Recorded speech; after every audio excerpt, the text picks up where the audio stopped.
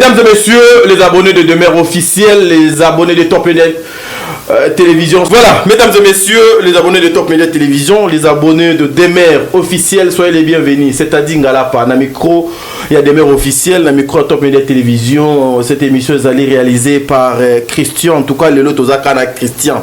Nani Credo, na lobaki na ko boaka été ti émission odo ici là, mesdames et messieurs, Azali ko assister Ndeko Nabiso Christian Kapembeni ya caméra et moi je continue avec le travail. Aujourd'hui, cette émission en toi est spécialement pour toutes les femmes. Le respect de la femme, la place de la femme.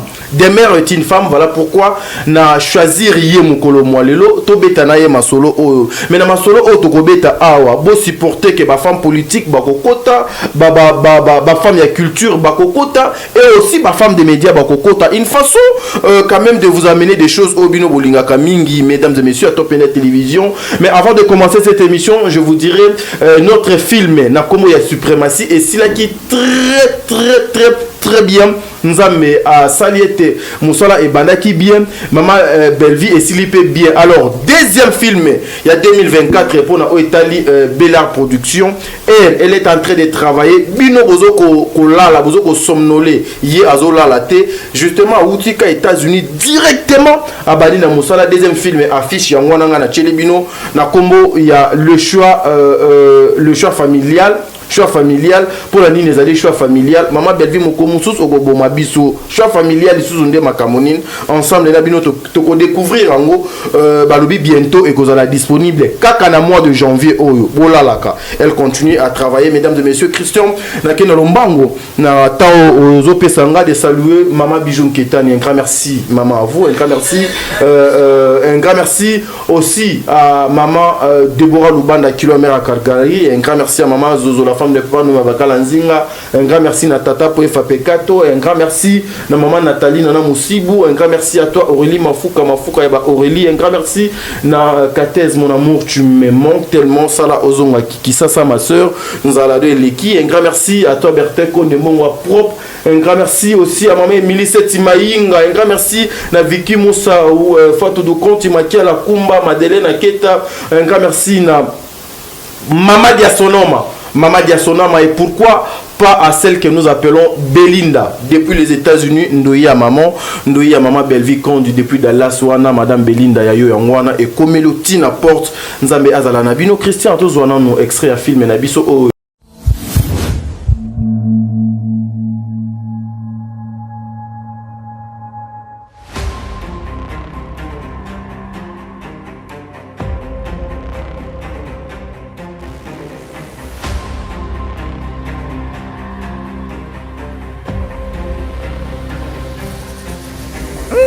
La cousine à Karaba.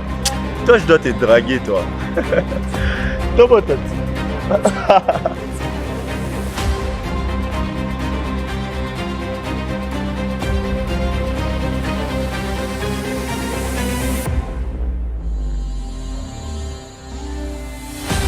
Je me quand un garçon me ressemble et une fille te ressemble.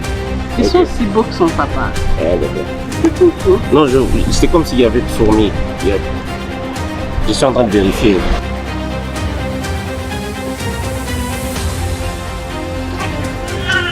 Allez.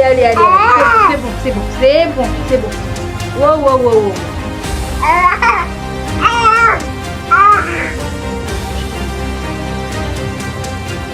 Je fais pas ami, je suis pas hypocrite. Je fais pas ami avec les ennemis de mon ami. Je fais pas ça. Chérie, je t'ai dit que je voulais être ton ami, moi. Quoi? Qu'est-ce que je fais au bon Dieu pour me donner un enfant comme ça? Je peux le faire. Qui va se marier? Moi. Tu vas faire quoi? De manière, tu les mets où là? Je vais me marier.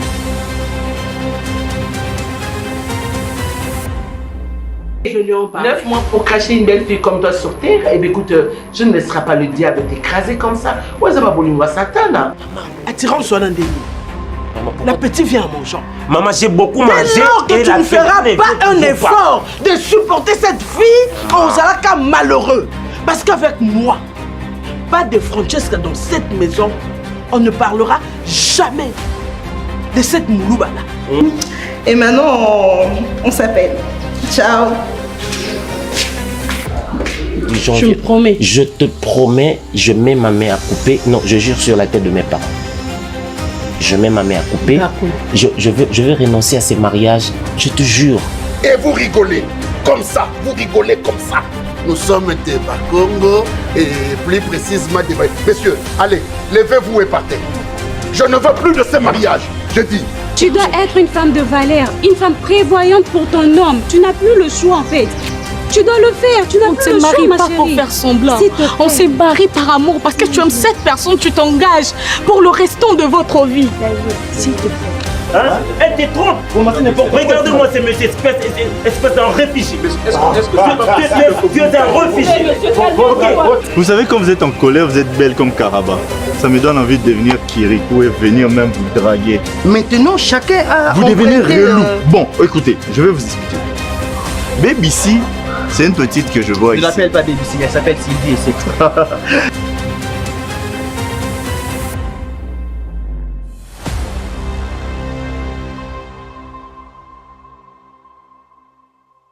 De retour sur ce plateau, mesdames et messieurs, Credo.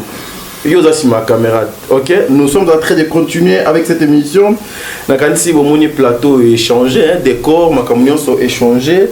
Ah naye na moko ba plateau, ba bureau, il y a Demer, Ozali Nakata da production. Madame Demer, bonjour. Bonjour Tading Alapa, bonjour Top Média, bonjour Demeure officiel, bonjour Nabino Tubolinga Abisso. Oza moko ba plateau na biso te o bureau Mobutu. Bureau Mobutu parce mais siko eza transformé. C'est un des plateaux, mais qu'on a comme au squat, on a beaucoup de bengana, sous nos créé qu'à espace. Je tremble déjà. Même si au climat, il faut pas kata pour nous lenga déjà. Climat, ils ont makasi à koka mulungi, mais ça la mulungi kinte. Donc voilà, ils ont orgueillé pardon. Après moi les kinga orgueil donc la chérie c'est la réalité. Je me suis retourné puis là moi ne pas espace. Ouais, mais bisonde tu exploiter à côté moi. Tu exploiter à côté moi. Donc voilà, moi je suis très heureuse de vous savoir en vie, en forme, en bonne santé et encore une fois force à vous et bien des bonnes choses. Nous présentons comme ça nos sincères condoléances à GFT, Bilanga Maloba, l'un de nous, l'un des présentateurs et analystes et ADAB. Force à toi, courage, à Koufeli Tantinae. En tout cas, Tozo Lelana Elongo, Dab Mobimba, beaucoup de courage et beaucoup de force à toi. Et nous présentons également nos sincères condoléances à Bellevue Kandila Patrona, qui a aussi perdu sa tante. Vraiment, Nzamba Zanayo, courage Nayo, force Nayo, et Nzamba Peso Soumakasi.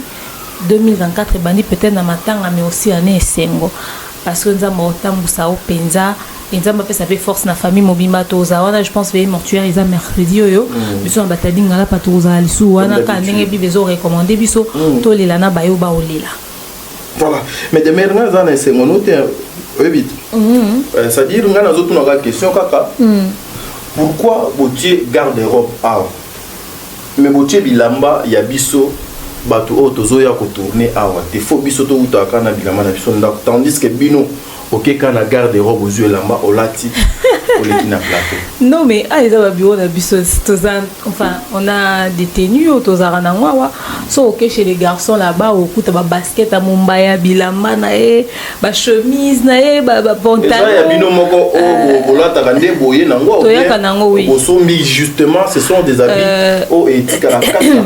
Excusez. Na bureau. Il y a aussi les habits de tonton Bev dans son bureau.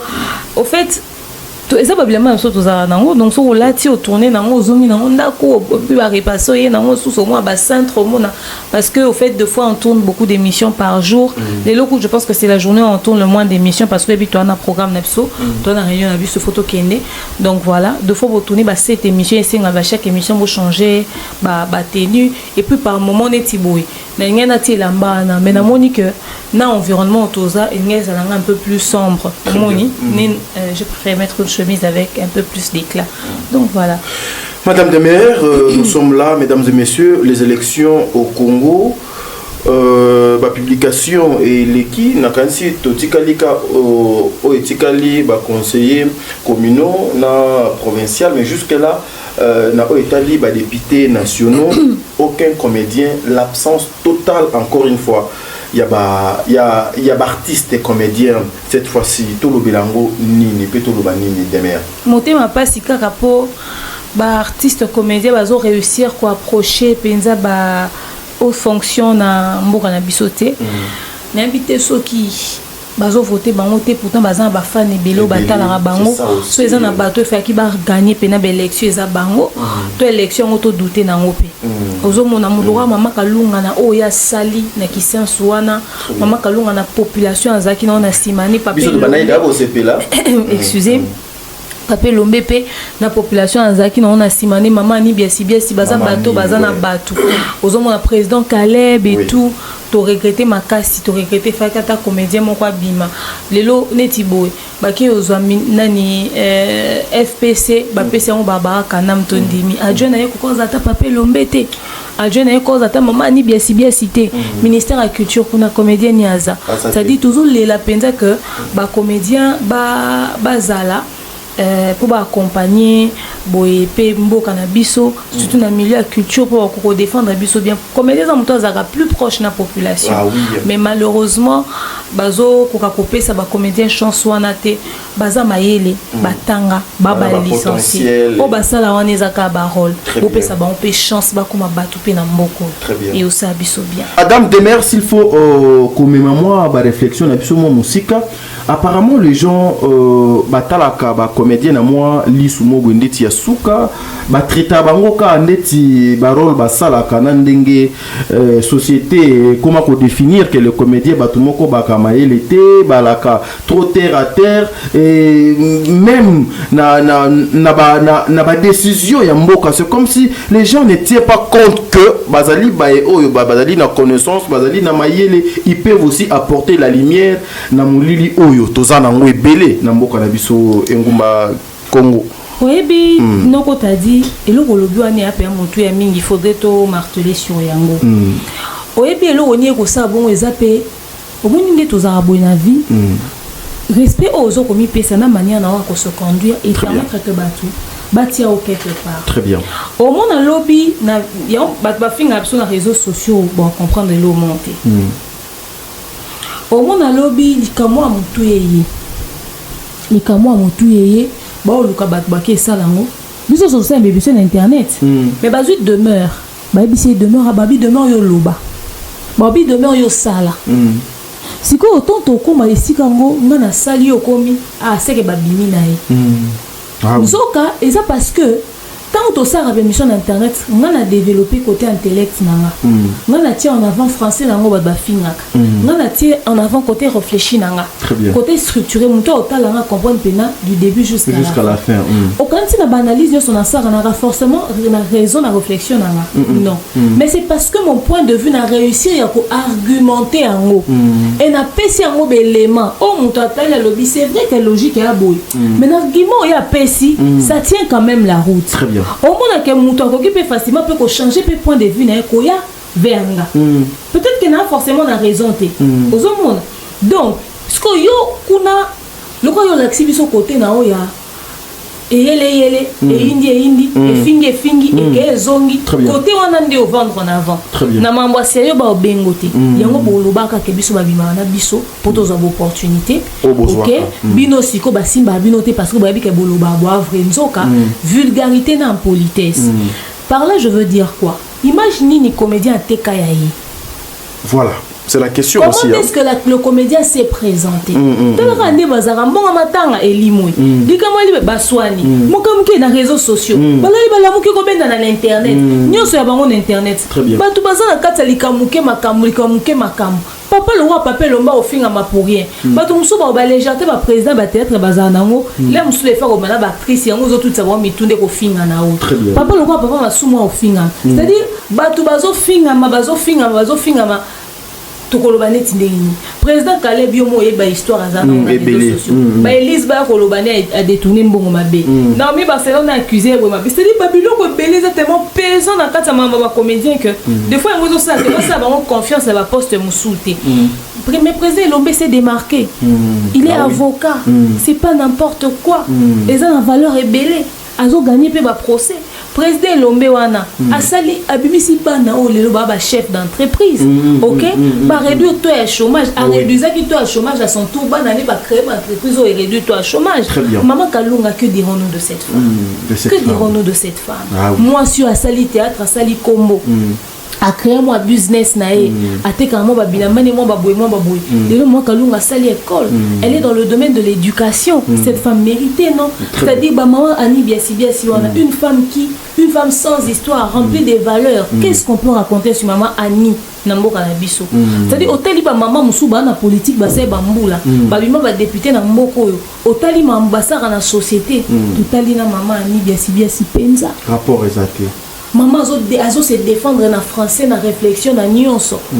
Et comme ils approchent la population, ils ont pour la députation, ils ont même pour la haute fonction. Très bien. Bazaranango, batouana bazo comme mérité. Nakata va commettre batouama yé. Basé belé et belé. Donc comme un film à zoba. Zo niveau. Mais ils ont comme histoire, ils ont réglé le problème de la vie à bateau.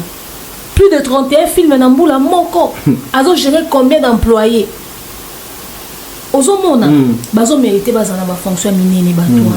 Voilà. Des fois même ils font des choses que les kabato bazo occuper ba fonction ba méritant oti. Très bien. Ah oui. Voilà. Mais maman on est servi de ba comédie des leçons. Ba comment qu'on se comporter pour que lobby quand il faudra s'asseoir sur une table de décision ba kanisa bango. Ba kanisa bango. Voilà mais apparemment la réalité c'est comme si les autorités, les décideurs de mon pays c'est comme si ils veulent assez que le comédien balia kaka bato suka balia kapé kaka au merci ya ba konzi aoye au sali comédie ba pesi yo merci et puis à la fin OK au mimoni dozana quelque chose de bien pona zonga ka na likamwana poto leka na sujet na point mususu mama demer au lobiete des fois pe etamboleli ya ba comédien ezali malamote ba pesa image nini mais s'il faut kolobango mama demer to moni yango na ba politicien ebele ya soni bazali ba député belé, ya soni baza, ba ministre belé, ya soni baza, ce n'est pas seulement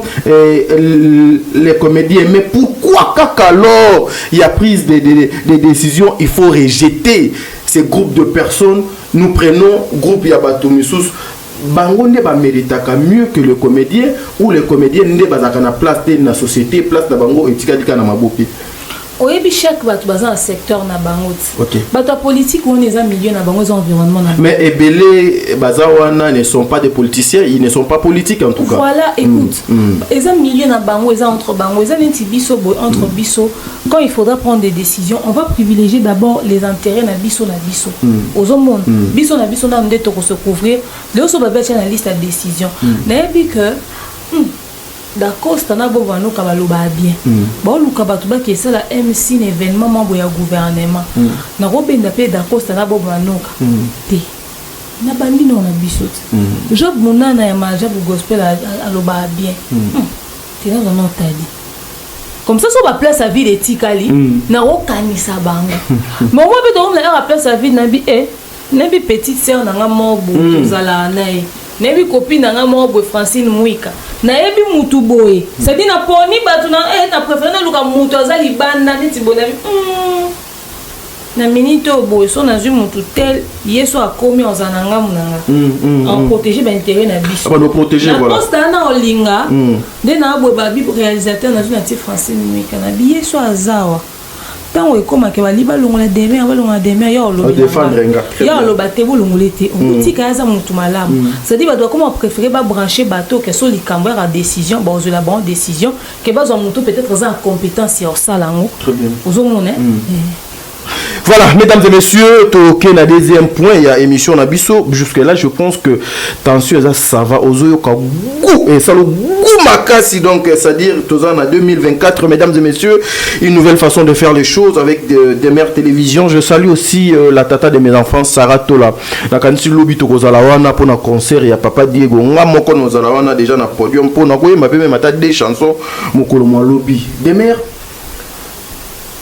je souhaiterais qu'on essaye de parler sur ce qui concerne... vous êtes une femme. On ne doit pas seulement reconnaître Valère Nabino Kaka le 8 mars. On ne doit pas faire des émissions pour demander aux gens de vous respecter, que le 8 mars, on ne doit pas faire semblant que le 8 mars, des mois-ci à comment autonome, des mois-ci faut à la libre, des mois-ci patata. Je vais poser cette question. Qu'on nous apporte à boire, s'il vous plaît. Merci. À boire. Cette question, Nazotu Nabino Mama des mères. Le respect de la femme et le respect pour la femme. Eza biloko mibale. Nani oyo azali censé, il faut à respecter moi si, et la femme doit être respectée comment?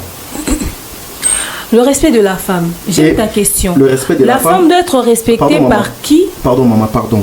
Le respect de la femme et le respect pour la femme. Tobani nanou, le respect de la femme. Nazong na question na. Merci. Le respect de la femme. Attends, pour la femme, il y aura la même chose. Le respect de la femme. La femme doit être respectée comment et par qui? Très bien. Au fait, ces deux questions-là qui, moi, m'intéressent particulièrement. Comment et par qui? Comment la femme doit être respectée? La femme doit être respectée d'abord comment? Par sa manière de se comporter. C'est sa manière de se comporter qui va définir le respect que les gens vont lui donner. C'est-à-dire, au monde, fais-moi c'est quand même bonne soit bête à qui dans les PK, bah respecter à qui t'es. Très bien. Mais on remarque que fuir à la forte personnalité, votre baba n'a pas approché. Ou les blagues, votre baba n'a pas approché. C'est son comportement qui a fait que votre baba a limite envers elle. Très bien. De fois, la femme aussi est victime de son propre comportement. Très bien. Maintenant, comment est-ce qu'on respecte la femme? C'est aussi toi tes valeurs que tu as. Moi, c'est pour ça qu'on a les verres à terre, et pousser auto manquer respect. Parce qu'on a vendu Wabasi, on a maman. À toi, on a un kilo, mais quand même, tu te dis, ah, moi, s'il faut, on a un respect. À ta biseka, c'est quoi qui n'a pas bêté dans les PKT.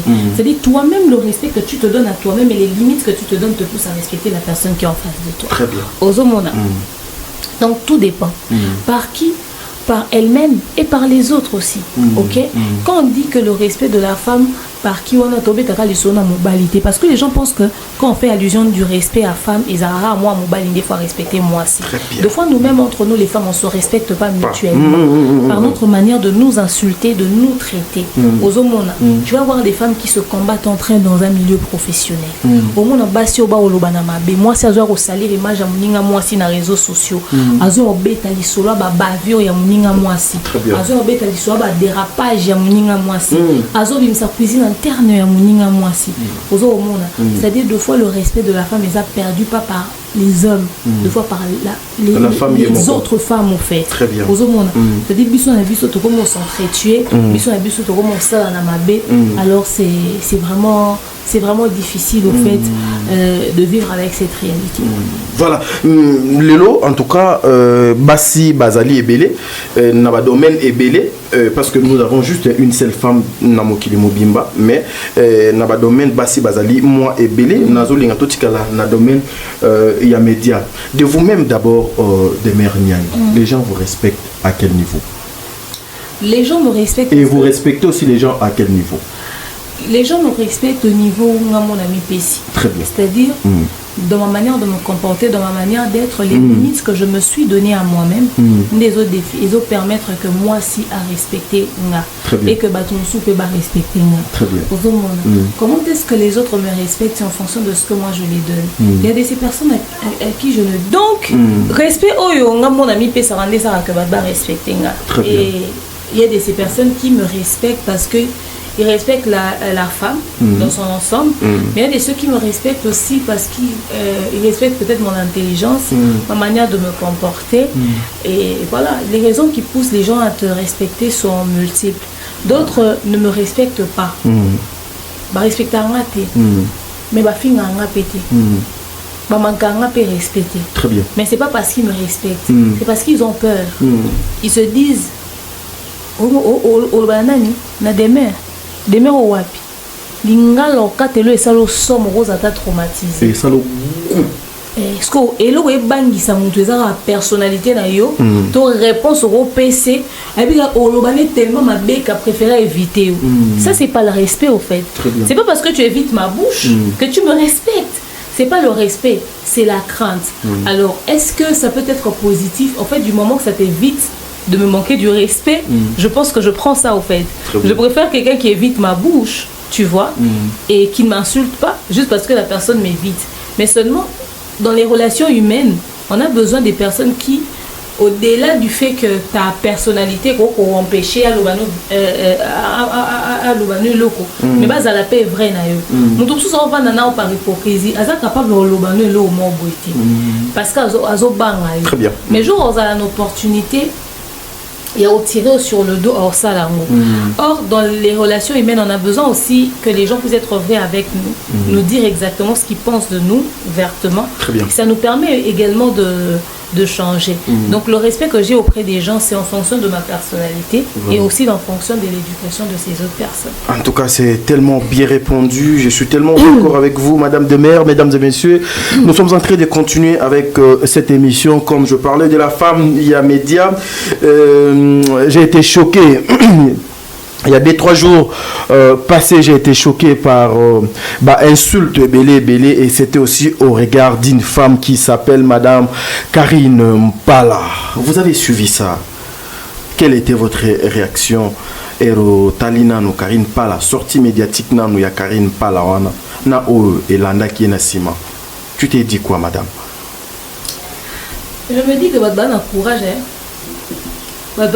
Courage, c'est-à-dire dans la communauté, courage.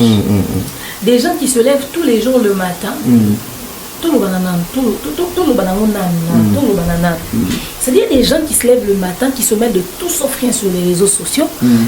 Excusez, bazala ba abonné à la chaîne Nabiso, aye tiens atie ba commentaire rebelle, tiens blé pas comme rebelle, comme ça va tout attirer attention à commentaire na abenga kana so na ba live va participer à sa vie na nzo kezane promotion à chaîne na ba tout temps ba cliquer ba monique a posté à moins 2-3 vidéos nzo kayo e ba coûter pas ça na abonné ba cliquer ba comme que na ba compte na aye wana na TikTok tiens un modérateur so qui tiens so qui ni na TikTok ali a tiens ba ton sourdine so ça va live TikTok nzo keza manière pour et on se matisanga allez manière pour ça publicité compte très bien. Elle donne tout le temps ses avis pour que demain a comme appel indépendante ça appelle compte c'est-à-dire bah on y on se bazala dans la base bah fan oui après bah comme ici quoi bah concurrent na biso peine le moment arrêt bah qui bah fan bah comment bah concurrent des bangots très bien ok allez donc bah comme ici quoi bah compte allez bah comme on se mêler de tout sauf rien même quand il y a pas un avis à émettre elles se permettent d'ouvrir leur téléphone elles font des lives bidons qui n'ont ni technique que sans suite logique très bien ce sont elles qui font beaucoup en fait ce sont ces personnes qui font du boucan aujourd'hui sur les réseaux sociaux. Et ben on débat ça la leçon morale na Karine Mpala. Très bien. Karine Mpala en tant que couturière, modéliste, modéliste. Très bien. Atali bilamba ya ba footballeur, a moni que c'est pas stylé. Toute la communauté a déploré le fait que les joueurs la tête bien. On a un commentaire, lobby haut et fort. Au fait, Karine Mpala Zanani na communauté Oyo, surtout qu'elle est du domaine à se taire à l'autre côté. Pourquoi Pino a droit à soit maloba na communauté au batonsu ba na droit à maloba. Au fait, il y a des gens qui se croient tout permis, c'est-à-dire bango ba na monopole, il y a prise de parole na communauté Oyo. So batonsu ba lobby ba on se permettre ba on manquer ba tout respect. Na koti na ba compte batonsu ba finga moi si au Karine Mpala za ma biaze lo mabe na bi. Yo ba finga biso mabe o bazata bien te boye. C'est-à-dire fingo de ma po continue à continuer au bis Seigneur so dans ça la mutu so dans une opportunité au ça la mutu non ça la ya boy pour nani ba nga ko pousser ba sumuka pour nani ba pousser ba beta libako c'est pas possible vous ne pouvez pas vous lever un matin et commencer à manquer du respect aux gens mutu ça la mutu les gens sont libres nous sommes dans un pays où on a la liberté d'expression chacun dit ce qu'il pense yo yebo tongate ate lamba no mo etoko ki otonga ngata na tonga na singate mibali na bino ba bimanga na ba chemise na sali peka opasuka po yebe osimba ta tonga ya moke otongate ba chemise ngo pendite pasuka moi mingi ngapi na notala yanga lobi a pesa okatana allons-y mibali no mama ba pantalon pasuki na sama kolo yebo osimba ta tonga na singate ya obongisela baso etoko et c'est vous qui vous permettez d'insulter quelqu'un qui est du domaine zone est médecin et opé sa vie na yo loba na médecin et comme yo aussi otonga ligne ya malonga et nzambe na ngai canalise moi bana ata bama ngwanda oyo atonga wana ata bilamba tina to atonga wana très bien bino bosi botonga nini ata seconde mon côté ata kaleso ya mwana popi mutasi atonga po boye wana juger sur ce qu'elle coupe o bilamba tongela bato bima mabe bokasi bato wana bamona te ba bilamba ya tongela bato mususu po ba ya décider ko pesa ya tongela bango bato batonga na le côté ne ba ya salaire remarque bato bamemela Karine pa la bilamba bamona biloko ya tonga kama be wana ya tonga me ba o pese quand même bilamba tongela bango c'est sa faute et puis elle venait même ya ozwa trophée awa le chef de l'État ba pona midel o balingi ya tongela bango bamona ete ka tonga bien te tango ya siso tonga mabe basubi bazula nzoto na bango balati a forcer bango qu'est-ce qu'il y a à venir dénigrer le travail des autres bino na maboko na bino nzamba pesi bino pas ko ba commentaire au boyebo finga bato na on va titre ko humilier bato qu'est-ce que vous savez faire de vos deux mains qu'est-ce que vous savez faire baby combien des histoires ont en rapport avec la mode Karine pas la participant dans mon Afrique na Congo to bazo ba styliste modéliste mboka na biso ba ke de libanda ba ke représenter Congo bazo Karine Pal oui elle est parmi ba ya Jeannette na bango ba yebo tonga o ba lati sa reine d'Angleterre baya godé na bango ba yebo tonga ba letsa Marie na Bible ba benga bango te pourquoi à un moment donné les gens doivent arrêter leurs conneries venir descendre une femme qui a juste donné son avis sur les détenus des footballeurs au bisonnion sotomonek c'est-à-dire malamu bino bo descendre bato malamu bino bo loba elle est venue parler elle s'est exprimée elle a exprimé son indignation oh yé ko loba parce que linga ki yo marché wana pourquoi pas est-ce qu'elle avait insulté insulté nani so lobi ke batonyo mabe ezeba ndeko na bonde batongele bon ba pantalon minene wana ba chemise ane simba ki na ba joueur na biso te bongo ya bien te modèle wana ba mone ba ninga nde bala tete na makambo Karine pa la lobi akosi wapi insulter mutu te a dénigrer ba joueur na biso te ba joueur ba ke beta na makolo na bon bilamba nde bala teza bien ba ninga de soto ba otia sélection ba meilleure tenue africaine e bimba tie biso te et ça li buzz na réseaux sociaux c'est que Mbappé c'est raison. Finalement, et c'est les buzz dans les réseaux sociaux. Très bien. À un moment donné, les gens doivent arrêter. À un moment donné, les gens doivent arrêter. Très bien. C'est quand même méchant. Et c'est agaçant. Maman, vous avez demandé à boire. Pesa biso à boire. Pesa biso à boire. Merci en tout cas, il faut tension. Mais là, on a kabola coca. Ok. À un moment donné, les gens doivent arrêter. Très bien. Les gens doivent apprendre à respecter les autres. Maman, il faut qu'on m'arrête dans ça. Oui, oui. Ba footballeur na biso ba ke obeta de ndembo ba ba mannequin té mais quand même so ba latisi bango lo mabe il faudrait le dire. Très en bien. tant que mais le coco mon bimo qui coûte c'est bon on évolue obi bande on a biso ya diaspora il faudrait pas apprendre qu'on respecter bateau fait. Ah oui, okay. Ça c'est très important parce que des fois ils en font un peu trop de parce fois. Parce que Karine Pala a senga été ba pese bilamba. Oui, peut-être ça va pesa quand nga tonga on m'a dit. Mais on pas tonga on peut bien dire. Alors s'il faudrait le dire, ce n'est pas un péché au fait. Très bien. Tu vois? S'il faudrait le dire, ce n'est pas un péché, nous tous on l'a vu. Elle a le droit de s'exprimer. Du moment que c'est la critique est aisée, du moment que c'est pas elle qui l'a fait, ce qu'elle dit est vrai. Il n'y a pas à venir l'insulter. De là à la traiter de rwandaise, de là à la traiter de ceci, de cela. Yo tournant na théâtre so sala nini ya malonga. Au fait, boyebi mutanga tonga bilambana. Oh, on va encourager les footballeurs na biso koloba ke balati bien te ngo ba ke ba beta et démoraliser bango tane lo. Est-ce qu'il y a fini bango? Est-ce que on ba ke kuna le roi ba mannequin? Jamais. Biso to constater que balati bien te. Et que quitter si on est le roté. À la fin de la journée, on dit bonne chance et bon vent. Très bien. Est-ce qu'il y a s'attaquer dans les footballeurs? Toi passer un message dans mon toit à Tongi. Elle a même dit il faut vous expliquer à mon toit Tongi lamba. Et ça pour la cérémonie nini. Et ça pour la circonstance nini. Très bien. Comme ça la personne fait l'habit en fonction justement de la circonstance. Le dire ce n'est pas un péché. Le dire et ça m'a bêté. Pourquoi venir descendre une femme comme Karine Pala, une femme mariée, chef d'entreprise, ok? Oh bah attends bah bilamba batu et ça là bah autant de moula bah bazora bilamba te y les lois rolo etc. Est-ce que bah toi non bazora bilamba te ya kanga on a bah si bah les réseaux sociaux bah qu'on se plaint. Personne. Bato ya tongela bilamba on attend tonge bon bilamba quand déjà mabe bon lobi client muso akia bakisana quand da tonga mabe bon bato va continuer Oya alata kitoko ba marié oya c'est la bilamba balata mabe. Est-ce qu'elle est responsable du choix des tenues à Jamais, marié? jamais.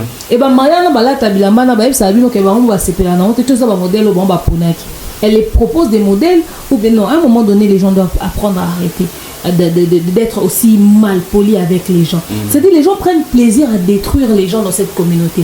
Au fait, Batubana haine moko incroyable. Les gens ont ce côté amer. Je ne sais pas comment est-ce qu'on peut vivre avec autant de haine. Naturellement, les gens sont méchants, les gens sont aigris, les gens sont mauvais, les gens sont... Mais tu te demandes c'est quoi? C'est comme si c'était un groupe de gens qui attendaient Karine Palana, moi et Loko Moko pour qu'ils en profitent. En fait, dans la communauté, à chaque fois, il faut qu'elle exprimer méchanceté là bas. Bon, on va dans jour moi bouton exprimer méchanceté sur moi kalambai. Baté babi mai kalambai okende. À qui le prochain tour balati fallait. Soit baté fallait que babi te belle vie. C'est-à-dire faut qu'à forcément avoir une personne qu'on va asphyxier au fait. Le balati de mer, le bazu Karine pas la bonne ça bon c'est préparé psychologiquement dans moutouni ni sous bako humilier. Donc si quelqu'un n'est pas humilié dans cette communauté, on n'est pas heureux. Quand quelqu'un n'est pas au cœur d'une humiliation, n'est pas au cœur des injures, n'est pas en train d'être lapidé, les gens sont pas d'accord avec ça au fait. C'est-à-dire on cherche qui est-ce qu'on va asphyxier la prochaine fois. Non. Donc c'est comme si les gens ont déjà ma réputation, c'est que moi ma bé balingi comme on a été mutumoko azala na réputation mo donc à sauvaka à gardaka à protéger donc tout le monde, toutes les femmes il y a médias, les gens veulent assez que bazala ndenge moko c'est ça. À la base c'est que Karine Pal avait dit ne nécessitez pas que abandofine na manière l'humiliation. Azala humilié n'est pas humilié. Quoi pesi kaka avina e. C'est-à-dire bino to bo pesa ba vina bino librement na mambaba. Il y a de ces gens, de ces dames qui se font passer pour les dames les plus réfléchies et instruites, intelligentes. Elles sont là à intervenir à tout bout de champ dans tous les lives et mettre leur avis qui n'a ni tête ni queue. C'est-à-dire bah yo kaka ya zoloba. Il y a linka ya pesa pe likamne dans n'importe quoi qui se permettent de descendre mais attendez. Karine pas la salle l'hôtel na théâtre en bord à la biso. Ayo jouer tête bino boy jouer en salle mieux que yé. Na groupe salon wano salini ni fera sala ni. Bolingi ke pas en polémique na ba buzz na ba conflit il y a ba sila na ba belle vie na ba sila wa. Pour moi que Karine va ndeko exister. C'est-à-dire comme elle est discrète, elle est dans son coin, elle fait ses trucs, on les a bien té. Donc parce que bon on a mingi quelque part, il y a on est bolobité. On va pas attaquer. Au fait attaque quoi les alliés vraiment dans sens il y a le cambolo mais les amis placés. Parce que le fait la raison n'est pas valable en fait. Apprenez à respecter les gens. Puis on peut voir na droit on peut ça ba vie na na mama ba ton soutien. Les gens sont libres. Le parent eza ya kokwa nani? Ah, nebisio. On est n'habité au fait. Mela koka. Bonne chance na ba joueur na biso ngapi na sepele na na mabula tete ba kutuye wana ba team non valeur. Nga kuti boso na yeba kité soki ezanini. Et sepele na peut bisoter et sepele na peut bisoter mais bon na no peut ba manquer petit. Très bien. Faute na bino petit, faute na bato ba sa ki choix. Bino ba pesi la mabu senini bulati. Le reste ça ne vous regarde pas. Des fois ensemble aller pour ta pantalon, na chemise na ketch pourquoi? Les sens c'est fais attends moi culotte, moi chemise, moi nini, moi décontracté biso to yeba ni to stylé. Penza qui penza bien été. Après, bonne chance à vous. Vous n'êtes pas allé pour présenter la mode, mais pour présenter le sport. Très bien. Voilà. Voilà. Madame Demer, en tout cas, ah ouais, c'est quoi? Là, tu vas me la coca. Non, allez. Question de personne, mais la coca, c'est un zone. T'es ego bima. Allez-y. Maman zoa coca. Il y a des lots dans la mission internet et au traumatisé. C'est bon, c'est bon. Vas-y. Peut évoluer. Voilà, mesdames et messieurs, en tout cas, je suis Tokoti Kalakawana parce qu'il y a vraiment des choses, il faut tout le commenter sur l'ango parce que ça fait quelque chose de bien aujourd'hui. Tozo Kota la bateau, Tozo Kola Nabango, Toza Nabango, Topé Sabango, respect, ba méritango, Baza vivant. Dernièrement, tout ça là qui bilan, il y a ba comédien, mais. Nazui ba appel ebele ba message ebele bato ebele balobi bolobeli bato misusu te bolobeli ka bato moko boye boza kaka stationné côté moko boye fallait bolobela bato nyonso. Aujourd'hui je vous pose en général des mères. Bilan il y a ba comédien en 2023 ezali boni selon vous. Non ba lito lobi ba nyonso so to lobi ba sûr que beaucoup supportant. Il y a mon alobaki mela coca. pour peut-être supporter parce que bateau biso tolobaki ba bateau oyo bazali na ba nerf solide de fois à comprendre yango. Dans l'ensemble, ils sont très moyens parce que Ebele va tirer baninga vers le bas. OK. On a bamsou ba ça ba fort ba se démarquer. Mais maintenant ba se démarquer ba muki très bien. Wa ben na ba mi ba to tanga ba tnya sauter to tanga ka bobo pendant que ba Pierrot ba eto ba no tanga Pierrot ta uti obanda. To go ba no tanga to yango na insister ki na Kevin Sydney na Jérémy. Ozo monde to tanga président Caleb donc to tanga le minimum to go tanga. Très bien. Mais ba basi ba sali soni mingi. Ou ba neti ba mi ba lo ba le kapena mingi na réseaux sociaux ba le ba manquer en respirer là ba ya mikolo wana nde baza wana bana suki pembe partout sauf nulle part ba wana nyonso nde baza wana te mena ko konda pardon maman et quoi dossier s'il vous plaît neti ba wana nyonso mikolo wana bana carrière te bana histoire te balukaka ba clasher ba diembe na ba pesa bango casting pe la figuration et ça même pas il y a troisième rôle principal c'est-à-dire troisième rôle au monde rata 7 tableaux et la capozaka ba figurant et puis bazana bona rôle ba responsabilité bazaka na ba rôle kimukala c'est-à-dire na kata film oza mukala ya mukala c'est-à-dire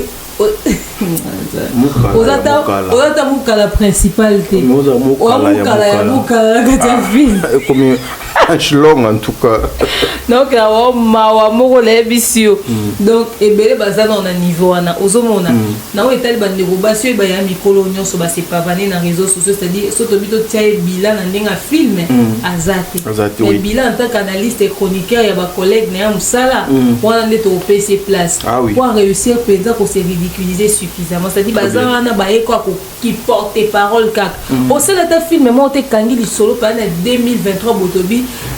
En tout cas, film on a bêta qui est joie qui est sali va challenge dans TikTok et kangi ma solo et talami et sali vu. Voilà que participation dans un film et c'est que film bêta ta 100 ans.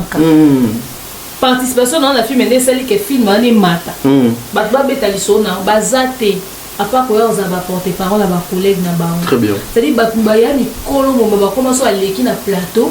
Il y a tout na makambo via. Il y a batou. Il y a jamais ba ko tourner carrière ne pour na carrière ne solo bête exact. Oui, ebele. À part d'être aux aboyés ba lesbienne baza. Ba sala na ba boye. Ba bota ba tu ba sa ba mosinzo. Wana aboyé ba ko expliquer kitoko.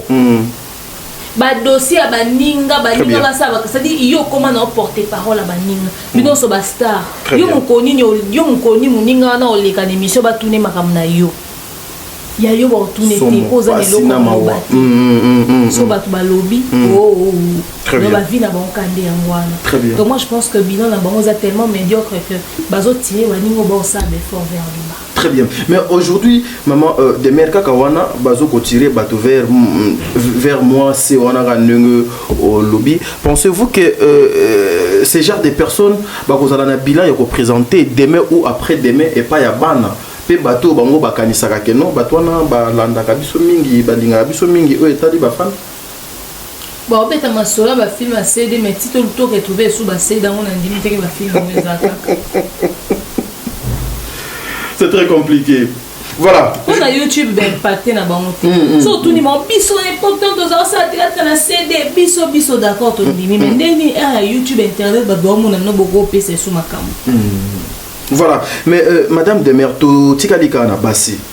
Aujourd'hui lorsque vous voyez Bassi à lokola ba danseuse ba yembi mais des fois ils ne sont pas vraiment respectés par ces leaders et ça la dit à quoi moi légèreté au ba leader ba zouaka et pas bandeko Bassi wana ou bien ezali la façon dont le leader musicien ba zoko définir bana bandeko na biso Bassi o ba kina ko kwa misala le pa na bango. Moi, je pense que le côté danseuse n'a pas été bien fixé bien plus tôt. Les côtés chanteuses, Pézala fixé bien plus tôt. Dans la mesure où Banda Kalakala danseuse, Bazala déjà présenté dans la mœurs légères. Très bien. Bazala déjà présenté comme des personnes terre à terre. Très bien. Comme des personnes remplies de vulgarité. Très bien. Dans manière à quoi Kola Tissa Bango, ok, chosifia Bango déjà. Il faut balata bien dit. Or, la danse ne demande pas forcément de se dénuder. Ok, il y a une différence entre le striptease et la danse. Mais bazala na ma tenue morozomona oza tenue à striptease mais bon bah on a podium. Et puis les exhibitions basara na ba manière obina c'est-à-dire bazala déjà bon. Et yo yebi kana ba mission musuna mboko yo bakangela ba danseuse ba vanda na ndako na bango et tout ça ba danseuse ba bimate muteka obina yo kangena ndako. Pour na ideni. So ezaka pour na obina. So ça pour une raison XY. Yo zo ba danser zo loger ba on ndako no ba vendre pas. Jamais. Parce que so ba zoni ba bunga ba ndia ndako na bango. Ba koyeba. Il y a la sens que aïe obina donc aïe musala ozonga. Aïe musala ozonga. Il n'y avait pas à séquestrer les enfants des gens. Très bien. C'est-à-dire ba danseuse déjà à la base bazala mal repité. Traité bien comme il se doit. Et tellement que ba yebi na ba chanteuse. Tellement ba yebi pas valeur na bangote. Ozomona tellement ba yebi pas droit na bangote. Bazaka peut ko se défendre suffisamment. Très bien. Ozomona. Donc c'est un peu ça. Les a vraiment un impact très négatif. Il y a on a une époque ce monde a bien comme moi comme musicien chanteur encore. Mais ce monde est comme danseuse. Ma famille belé za olingate à cause de l'image justement de la danseuse congolaise otozala na moto kola. Voilà. Réaction non ekozala nini na image ototaki kotala awa. Nous avons vu moko ya légende moko totikala na ye ya musique ya Congo. Nous avons vu beaucoup de pages postées ça bazo ko déplorer papa Quadra atindiki maman Sissi. Et ça lit moi qui te côté en tant qu'une femme. Ta réaction avec Rosalani? Benga kamuna raté hein. Ya nati le collé na zara na raison. C'est bon, c'est que tu évolues. Tu évolues point. Il y a besoin nati le collé na zara na raison. Et yango na lui tu évolues pour na yeba raison nini ya nati azala nango. Yo mo ya nati le collé vos nemo ebimi. Oh, multirécidiviste, batu basilika. Et puis la vie, quand on chasse le naturel, il revient au galop. Yango na yebaki nanga ko kanzete ena suki na o. Oui, tu yeba. Ezaki pour le balinga na mingi ndo yeba otanga ya solo. Yo sota classe te otanga penza. Très bien. Ah ba mso comme ça 5e des humanités te maman a eu diplôme. Bwana wanda wa bien. Na famille no selo abumu. Vraiment.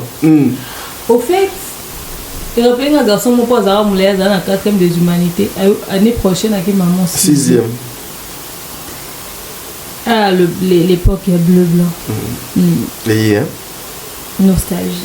La meilleure époque, il y a vie scolaire à moi. Soit au CP, la tête époque, à nous, au CP, la tête na vie. Et c'est Sili. On a pas un jour. Et puis, au côté, na ma finga, bah, mon nom a blé blanc. Et c'est l'équipe. Allons-y. Revenons à elle, Nati Lokola Zaki n'a raison. Pourquoi je le dis? Nous au Vanda où tout le monde a dansé en pleine répétition. Il y a eu le beau qui a bêté dans la festa.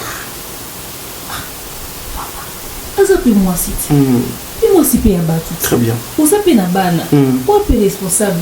Papi mais on dit que dans le sous pototé. Les canisiens où tu as pour que bêta danser na. Et puis ta.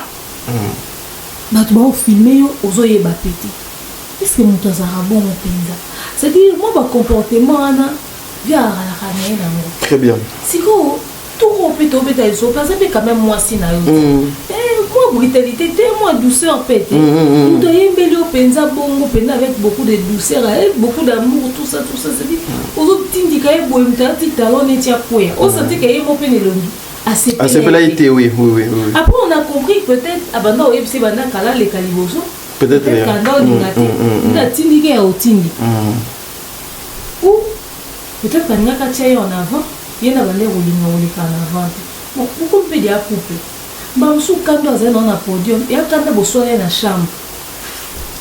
Oh tikanga, mais même si tu es perruque, tu es perruque, oh la ta chemise, on a la ta chemise, tu as la collection mou, ouais, on tourne qui retard, c'est-à-dire, bah retard ou à mieux. Pour te voir définir ce que sonne à la barre, tu es tosé, bah sonne. Né on sala, ton mou moi les gars dans ma carrière pour aller au sur quoi les mêmes mou les qui c'est-à-dire les gars vont regarder la mou moi, mais les qui souffrent. Oh, kuna ba offrir l'émission. Yo kuna zo kate. Ba lo ba ke yo kuna bima ki sokina. Eh, te yo kuna. Non kuna ba respecter la tenze, bon na mbela ki okuto epeta te, to sa promotion te. Donc peut-être qu'on peut se mettre des touches. C'est-à-dire to comme on a besoin to on a wana na podium le msuma kamane utina ndaku. Mais dans tout ça, il y a des manières de se comporter qui font partie de la vie de tous les jours du quotidien. Le moussou peut signer comment se sentir tellement confortable. Maman n'est comme une mélodie.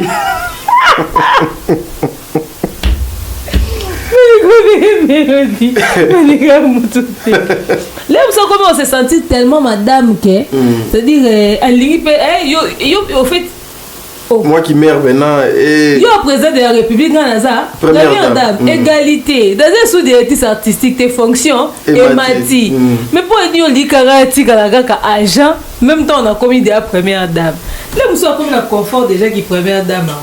C'est quoi y a pas ligne oh té ouais qui musala les canons liboso. Mais non c'est les gars qui peuvent sous fonction à dater. Aux autres monde, bah tu vas bien signer ben sous bien té. Bah dans comme première dame comme on négliger musala. Bien aussi l'héritage orchestre. Très bien. Donc bref, dans tout ça, on peut rigoler, mais il y a de ces attitudes où ils sont au moni, ils ont rappelé biso peut-être au moins à passer, et ça très dangereux. C'est qu'il y a un cas comportement où tout doit changer. Il faut avoir le respect pour la femme. Il faut savoir comment traiter la femme. Il faut savoir comment mettre la femme en valeur. Surtout que la femme dont on parle n'est plus ton employé qu'il faut respecter. Aujourd'hui, c'est plus ton employé, mais c'est maintenant ta moitié. Donc, il faut te sentir un peu moins douceur. Est-ce que soit les amis mère à la division pénale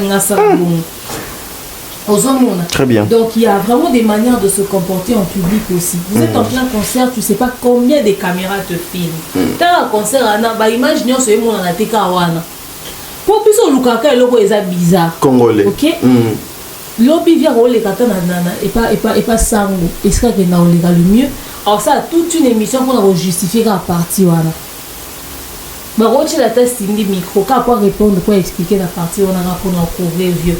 Là moi sur ma bêta on a sima et moi ailleurs on défendre vieux. Aux autres monde, bah légèreté ou sous ces arts de milieu musique et ça parce que bassi bah on me rend permettre. En tout cas c'est choquant. Et ça parce que bassi bah on va permettre un go bah on monde bah dimanche aux des filles légères. Yo comme on a bah danseuse bah bêta ali solo. Oh bima mana bisonyo ça fait bien on est bon vendre wana bobi ka banane on so bon dimipe. Est-ce que vous connaissez les tests sérologiques de tout un chacun? Au nom, à là, au 16, sur la test, etc., etc. Mais à un moment donné, vous rentrez aussi chez vous. Oh, que Narotambola, vous savez, le test est mercredi. Après, le bim soit la mouki à qui tambola non, dans qu'on a après aux hommes. À un moment donné, aux distribution à maladie caraboué. C'est-à-dire, surtout que les événements en profondeur, des amours ébélés. Très bien. La danseuse bazala peut-être victime ya rozanga peut-être surtout ça aussi des potes pour la médiocrité etc. Mais les patrons doivent savoir comment traiter leurs agents avec beaucoup de respect. La danse est un travail très sérieux. Ok, au moins il fallait comment est-ce qu'ils traitent ces danseuses. Au moins il fallait que danseuse naïe. Donc avec beaucoup de respect. Bazara peut-être na moi quoi na bon mon pays à respect. Car au moins les danseuses à Fallait, elles sont très propres. Oui, très propres. Banda Fallait, Banda carrière, les danseuses ni toujours très propres, très soft. Et puis ils sont beaucoup plus réservés. Elles sont très réservées. Puis sur leur visage, au moins on a été oh bah mais la diamba. Tala, bah danseuse moi on a autre chose, on a lobby na pourquoi on a concert moi bonnet sûr. Voilà, merci Maman des Mères, le temps presse. Le coup là tu as parlé de Fally Ipupa. Il y a une question et Matinga Namotu. Justement, laissez-moi encore nos questions. Donc pour finir, pour nos soukana doit comprendre il faudrait savoir comment habiller les danseuses. Il faudrait leur mettre en valeur. Il faut se présenter bien devant le public. Très bien. Et surtout accoutrement d'abord. Merci, c'est très important parce que le lot cause la danseuse est la synonyme et pas bas congolais. Tika libumo, tika sima nyonso des fois pe kolata odo nge batela kibo mama tena kibo papa yo zala bongo lengi saka ngo yango ne moto ezo salo danseuse. Or c'est pas ça. Tu as parlé de Fally Ipupa, vous avez parlé encore des danseuses, mais il y a eu une question ezo ko revenir na mutu na ngai question ya Jenny. Nous regardons, nous apprenons aussi que Jenny a perdu vraiment un contrat na ebele depuis qu'Aza Pembeni a Fally Ipupa. Qu'est-ce qui peut faire qu'aujourd'hui Fally international, Fally numéro 1, il y a musique, il y a Congo, mais Jenny qui accompagne Fally puisse perdre beaucoup de contrats comme ça? Pour entraîner la Fally. Bon, au fait, Jenny, elle a perdu beaucoup de contrats. Moi, je pense que si ces contrats-là lui apportaient beaucoup d'argent, c'est-à-dire la sommation, il y a revenu à maintenant générer dans ces contrats-là. C'est d'acquis plus d'argent que le contrat d'en a fallu. Au-delà de la visibilité. Très bien. Elle n'allait pas vouloir avoir un contrat exclusif avec Fali et puis perdre les autres contrats. Jenny Azara a na internet. Abinana bana moi ami. C'est Mickey souvent. Banani bavanda wana ba pesa Jenny visibilité. Il fallait apprécier Jenny. Jenny était connue, hein? C'était pas une personne anonyme. Oui. Biso sotobi Jenny a danseuse à ça la chorégraphie.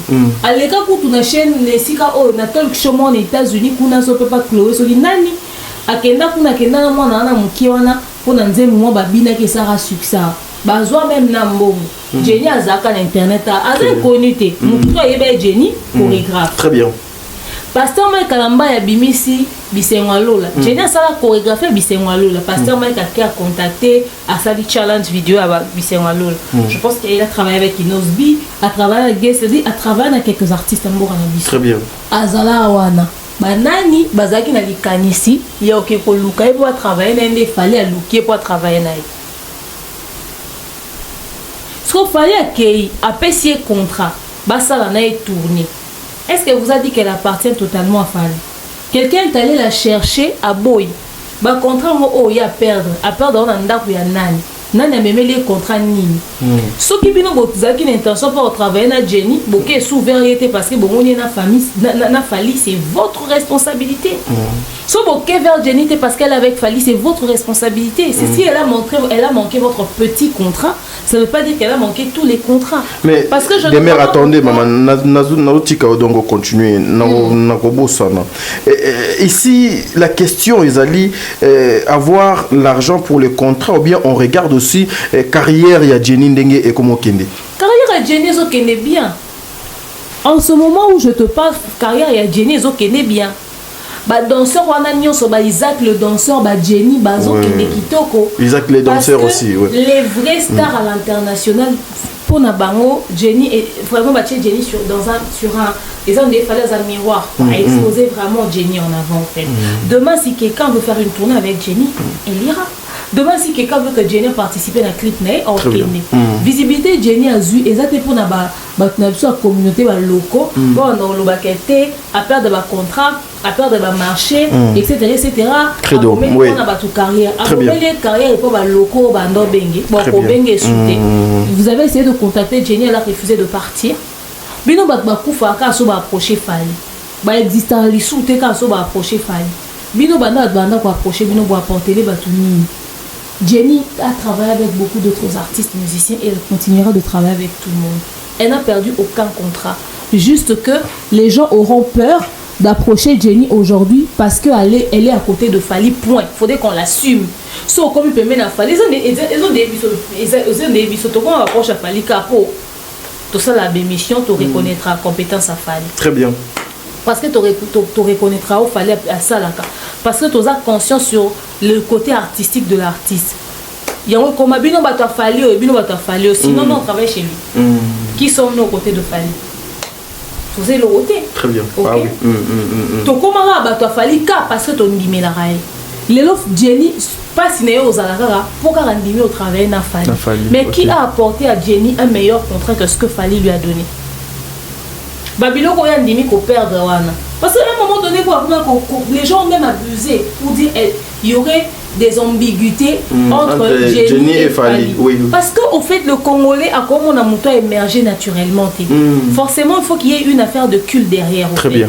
Il faut forcément qu'il y ait un caleçon baissé quelque part. Voilà, on a que bravo cette personne a avancé parce que tellement bango bande qu'on a bango réussi ça aux opportunités na vie car pour na bon.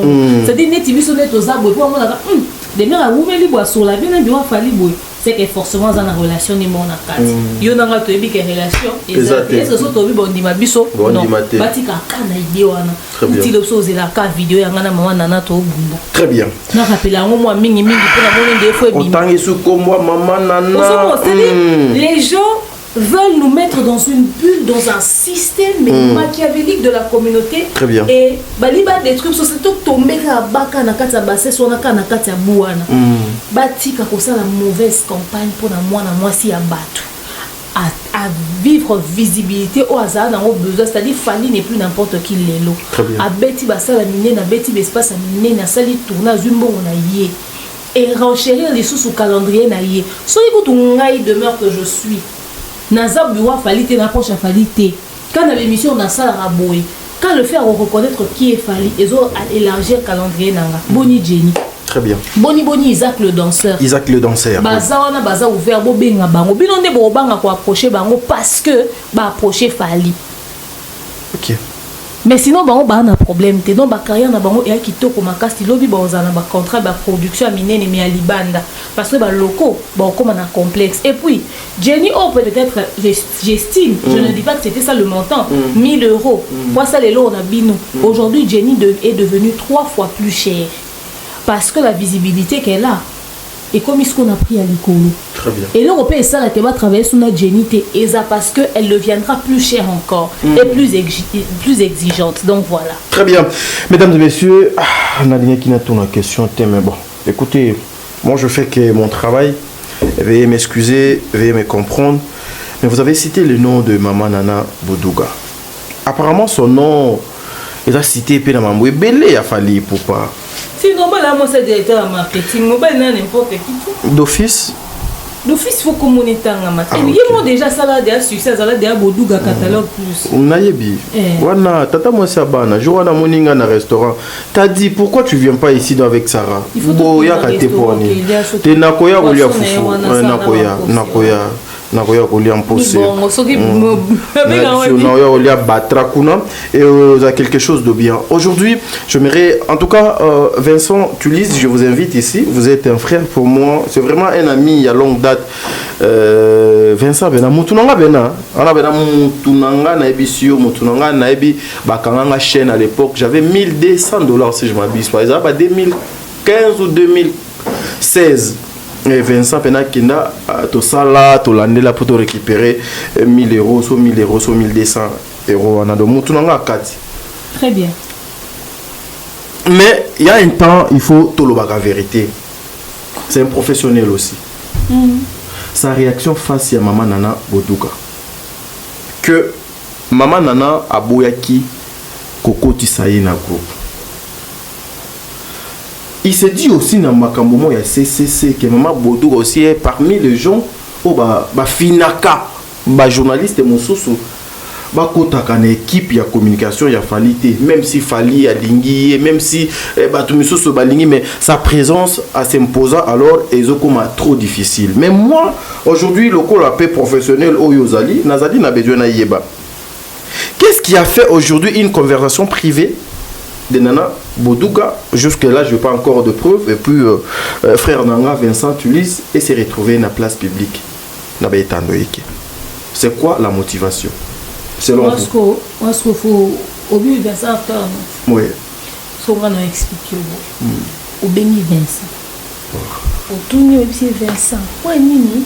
Les cambosos là qui ont maman nana privé. Ce qu'on y a c'est le moins missionné c'est une béni. Ce qu'on réponse Vincent au peso. Même si les cas à Vinanga. Pour au moni, non banana la plus simple que maman nana a kangila rabatu. Et belé ba porte. Ba porte pour ça na carte équipe à communication à Falité. Équipe à communication à Falité banane. Des équipes ni ezana wa équipe. Ba oyo baka considérer baka na facilité yo solana bureau Fali, baka na facilité. Et c'est pas parce que tu composes le numéro de Fergani, de Kelly Charoston, le général, le papa est dit des commissions qui va faire communication, Fali, I'm sorry, je suis désolé. You sorry, yeah, come on. Je te dis, je suis désolé. Ils sont gentils, un point, un trait. Très bien. Ok? Ils n'ont pas de problème avec toi et ils n'ont pas de problème avec toi. Il y a une facilité pour se vanter, pour s'inventer une vie qui n'ont pas aux côtés de Fali au fait. Juste à cause de ce genre de considération. C'est-à-dire pas plus au moins espace à moquer. Yo commission on est pénal na komaso kinengeni non. Biloko il faut to na ko evita. Ba to na baba ninga na bisoté donc faut vraiment moi respect pesa pe moi mingi. Et là, on y a que conversation privée et en côté dans les réseaux sociaux, question on a pensé et intéressé à nous. Au moins, il a vie, des tos aboués, mambois à rébeller. Et ça, Babylone, sous bison de to créer en âme et conscience. Et puis, respect la dignité au monde à la ranango, il faut permettre que moi, non, c'est pas grave. C'est pas grave. Il y en a assez. Respect la dignité au to la ranango, il faut permettre que tu aies une communication ni to au PC. Très bien. Moi, j'ai beaucoup d'estime et de respect et de considération pour Vincent Kiluiz. Mais j'ai trouvé sa sortie médiatique mais d'une nullité incroyable. C'est-à-dire Vincent en a pratiquement plus de 200 000 abonnés. Vincent en a mbongo. Pour ozo visa na yo maramutu oza ndo sa na pototemo ke bolanda actualité mo boy c'est quoi na mbongo. Pour accompagner. Un est millionnaire, un est riche, il so yandeni. Mais le peu qu'il a lui permet de faire ça. C'est-à-dire Vincent a une mbongo na e a tiki entreprise na Kinshasa. À prendre à plier ma clic na ma claque nae à memami na poto sans être invité par Fally de ses propres frais comme journaliste dans le souci d'accompagner la culture et de communiquer correctement, de vivre l'événement pour venir parler de la chose n'est l'équipe. C'est-à-dire Vincent comme il n'a pas frais nae. D'abord les canissions c'est-à-dire mon lit mon nini n'a pas mon esprit. Pour les années il défaut ça esprit au côté li Vincent.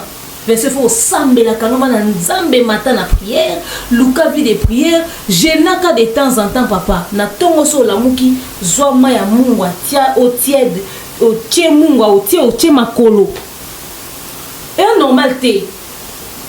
O kombi na poto na mbongo na yo idée o senga mwana na koto na groupe ezeni. Non mais ezabisika ba journaliste bazalaki to sangana pour accompagner la culture congolaise, ezape mabete. C'est-à-dire que tu as un téléphone, tu as un téléphone, il faut que tu aies un groupe. Et bon, il y a information au réseau LECA. Il y a information au LECA en interne pour la délégation et la délégation est concernée Vincent Ouaza externe. À un moment donné, tout ça peut se respecter. C'est-à-dire qu'il y a un voyage dans le monde, débrouille-toi pour communiquer et avoir tous les éléments dont tu as besoin. Koutou, il fallait une équipe à Fally Loba. Ah!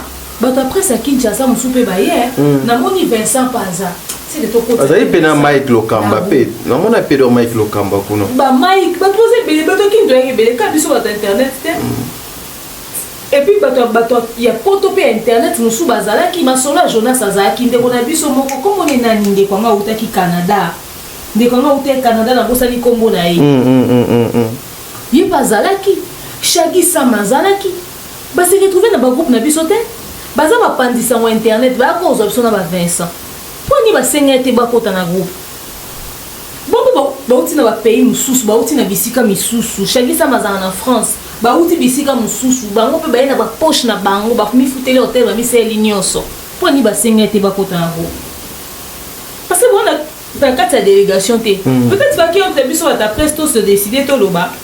Entre nous les gens de la presse, tout ça à groupe moboto sangana pour se communiquer. À part groupe na vision interne. Mais tozaki atana likanisi wana te. Vincent outi ki chasse na mbona yo, oye poto papa. Bis bato ya ki pa fali ne baloba te. Donc ba ta presse ba epi mo beleza ba ta kin. To sang salon to chamo ka ces groupes moko.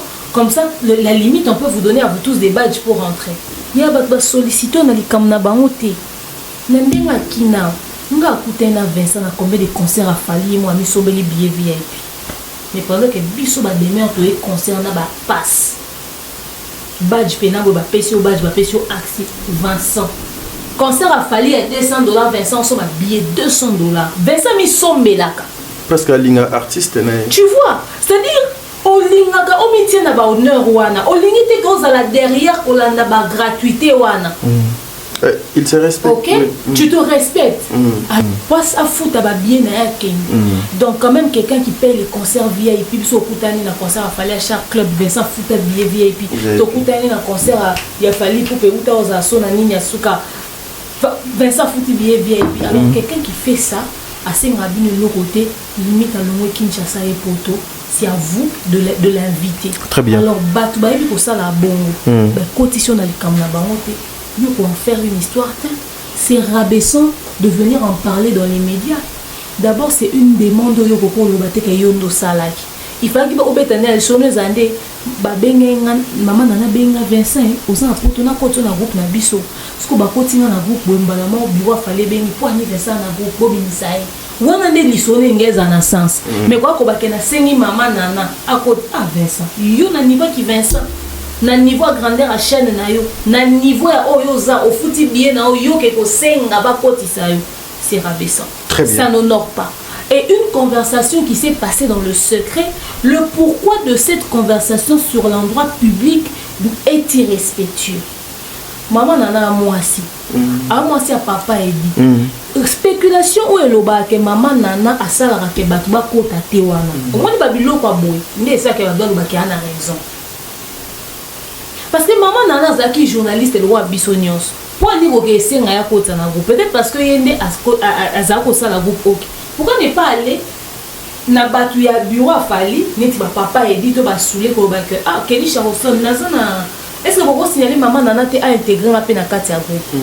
Et puis il faudrait savoir ce groupe-là d'abord est un groupe où biso to yaki en tant que délégation à fali. Peut-être tozaki na ba consigne fa ki to pesa na biso na Katia groupe. Externe étant à zone où Taliban n'a pas groupe. Très bien. Est-ce que tu as une maîtrise de la photo et ça m'a et c'est la mine à Katia groupe ou internet. Est-ce que tu as un contrôle de Mamoubanon les Katia groupe sur ton côté externe. Donc à un moment donné les gens doivent arrêter de se plaindre. Et puis groupe Oyozobé la lisolo que bah tu fais pas dans zone au milieu du village. Il fallait qu'il va ça. Le groupe Anezaki y a neutralité, il y a au milieu du village et ça groupe ils ont ça la localisation à position à batouté. Et ça qui groupe y a bateau bah qui délégation pour pas le maman fali. Quand ça au milieu du village ils vont le vélo au milieu du village gloire à Dieu. Encore heureux ils sont au milieu du village. Très bien. Mais au fait Ezaki élément phare où ils ont définir ce qui, bon, il y a tout le monde au milieu du village, c'est qu'il faut qu'on dans 4 groupes. Non. Alors, venir en parler, je trouve ça déplacé. Ce groupe-là, ce n'était pas un groupe ouvert à tout le monde. Ce n'est pas un groupe public. Ok? Et un Vincent ne peut pas venir se plaindre pour des histoires comme ça. Très bien. Vincent, ça lit comme dans les médias. Il y a Mikolo, il y a TV, Vincent, il y a YouTube, il y a Vincent. Il y a abonné Béni. Il doit apprendre à garder aussi sa position et sa place. Surtout que tu n'as pas été convié à la chose. Et Vincent a eu les réseaux sociaux, au lieu d'honorer et rabaisser on les paie ses valeurs et l'on a crédibilité na honneur na ye. À un moment donné, place moko boyo occupaba.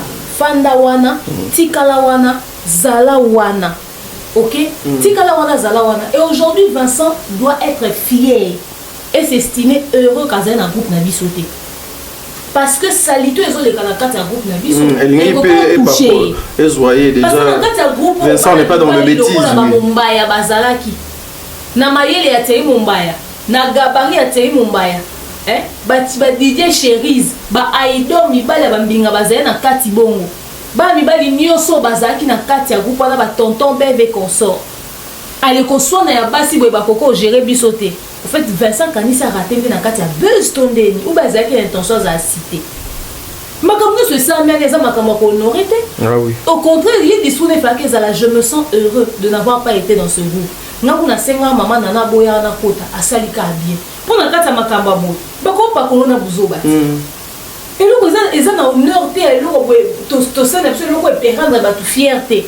Allez, ils ont regretté pour aller au maman nana koto na groupe. Allez, tant au temps à comment maman nana, ils ont pour indexer balo baneka mabe et créer ka polémique et ça ka buzz ba finga maka gratuitement.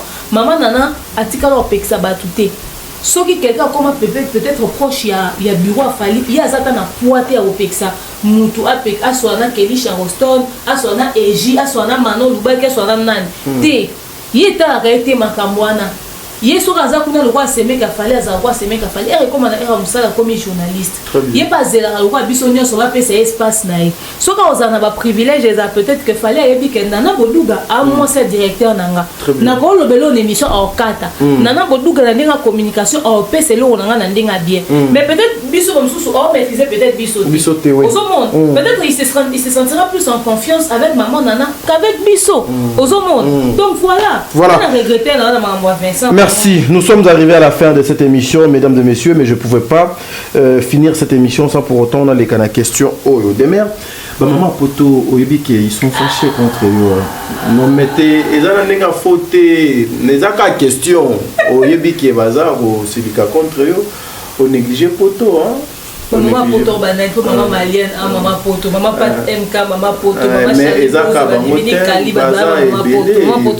et puis, moi gay, moi trop. Et puis, quand le même personne, a été des mères ingrates, et pas fallu.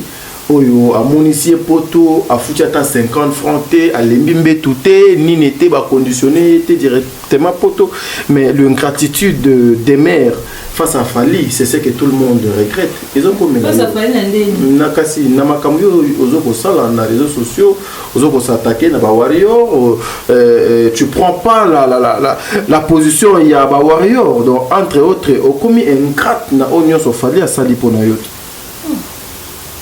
Tu vas la bilobele. Na prendre la position ba warrior, na za agent ba warrior. Maman ou ba lo boy et moi na. Est-ce que ça les pas warrior? Wana mbelite. Bilo ni bilo bolo ba. Te mbelite. Nous opposons ba warrior, position ba warrior ya position ya copie.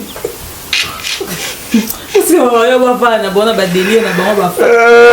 Ça va délire na ba fa na réseaux sociaux. Les attends un rapport na ngati. Au fait, bah c'est la photo bassi qui va bien négliger photo témoigner. Fallait démystifier photo. Fallait le web sur ma photo. Aïe monsieur, et le mot on dit mon photo. Mon photo. Parce que moi on dit to retrouver ba to vivre ba réalité na ba on do ba on dit et quitte ici ba on penser à l'olendo qui dit que pas la bisoté. Non, c'est ça c'est des débats banals, c'est des débats des rues ça, tu sais.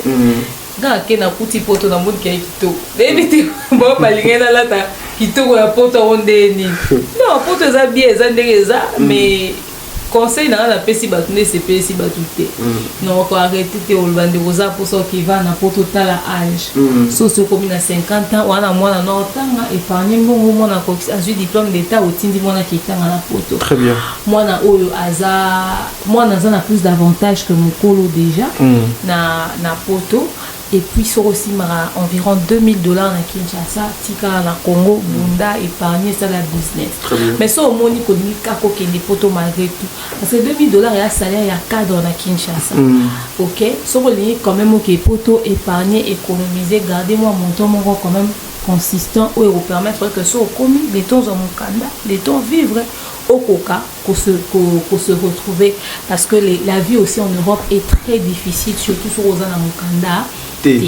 Donc na roloba yango na ko arrêter rater ou répéter yango discours na nga bana na zongi eza yango wana nga na ze ingrat parce qu'il fallait même nga na poto ingratitude des animaux exactement il faut pas définir mot ingratitude mais oh yozo sala na betando eke na ça netini les obima ingratitude netini na ça jusque là non pour na lobby mambo pour na lobby boy pour na bato qui vivent na poto ça c'est pas de l'ingratitude c'est faire réfléchir les gens o bato bioka un mois pas mbosali okanisi oso yebi poto bino boyaki nzela otambola ta obi nga natali video mo yende ko mona otia mo sa pesa ni atia bande ko ba ta poto nzela zamba ba otambola banzela kati ba obeta liswande ni bazo ko avancer kwa kota natali banzela bazamba banzaba mayango noki motema pasi bandeko na nga esiko toza tokota frontière ya Colombia ngwana oyo nyonso biso nyonso tokota nzela makolo toujours États-Unis banoara toza mokie mindele na mindele bato nyonso moni bango tokota zamba ensemble nzela ngwana tokomata tokota zamba oyo si tosisa zamba Colombie tokoti ya Panama toujours votre frère je suis Siabo tous mes belé voilà tous belé tozokota sikoyo zamba.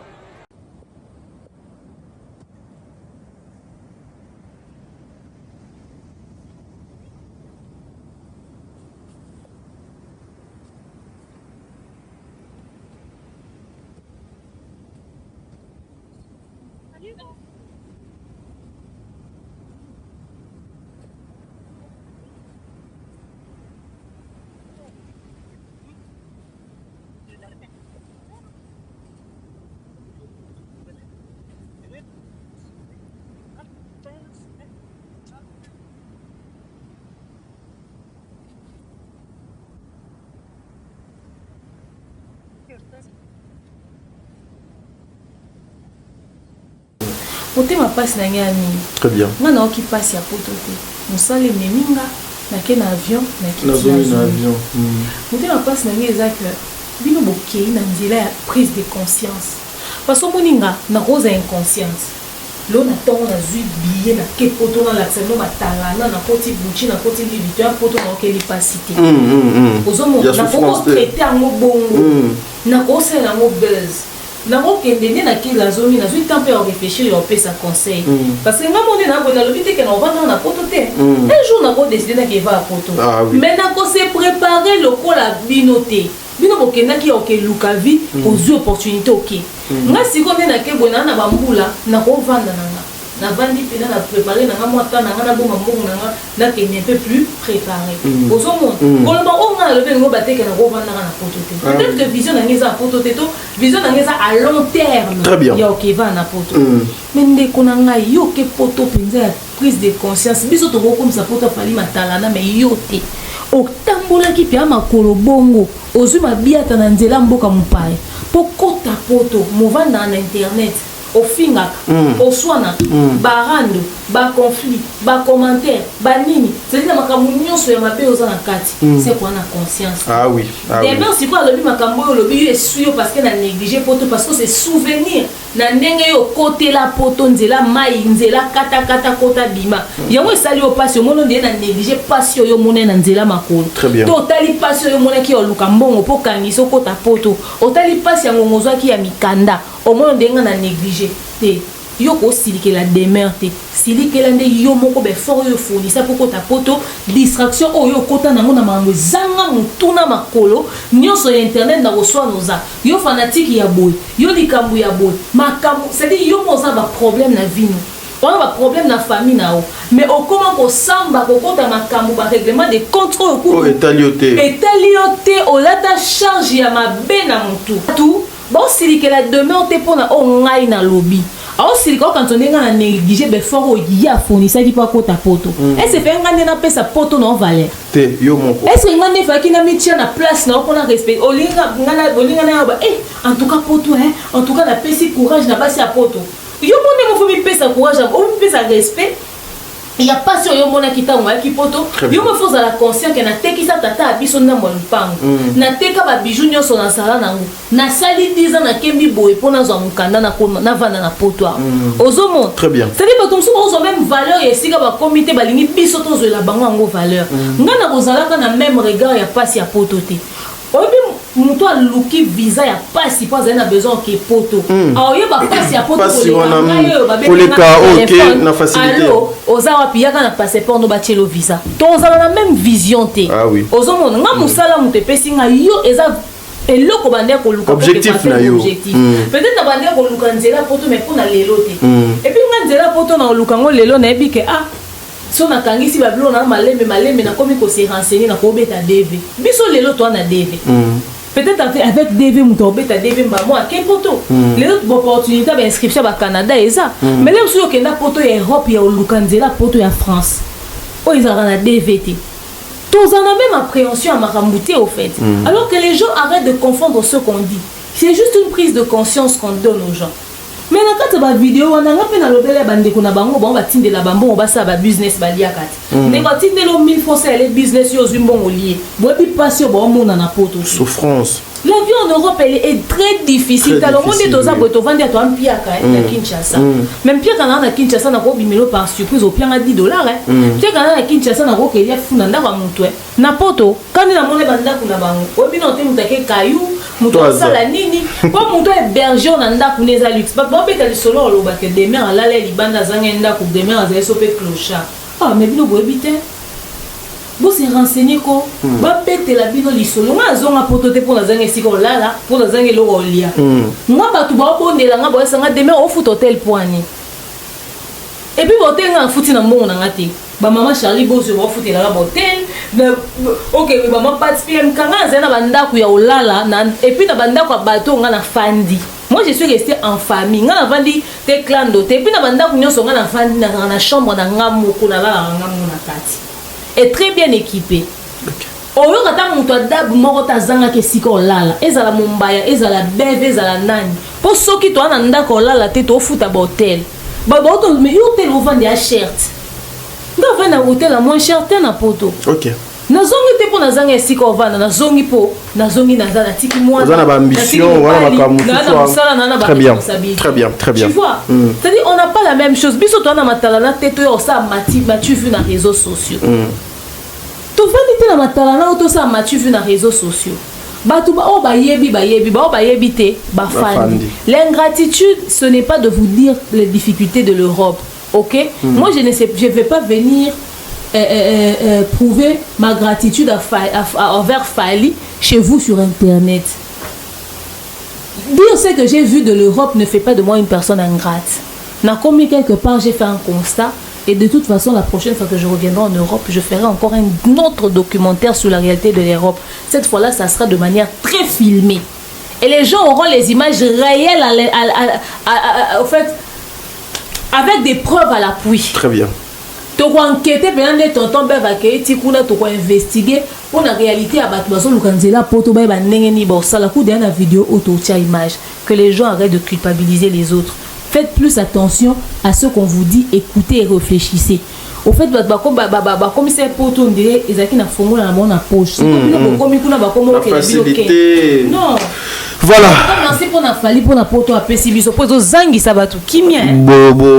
Honorer peut faliter malgré poto donc mesdames et messieurs, nous sommes arrivés à la fin. Tout dépend de l'attente de l'artiste. Attente à fallait attente à publicité. Il y a ça satisfait pour il aura même les biso yango to kendele pe to sali. Parce que bino bolinye so to sa marambo bino bolinye zembo na bino.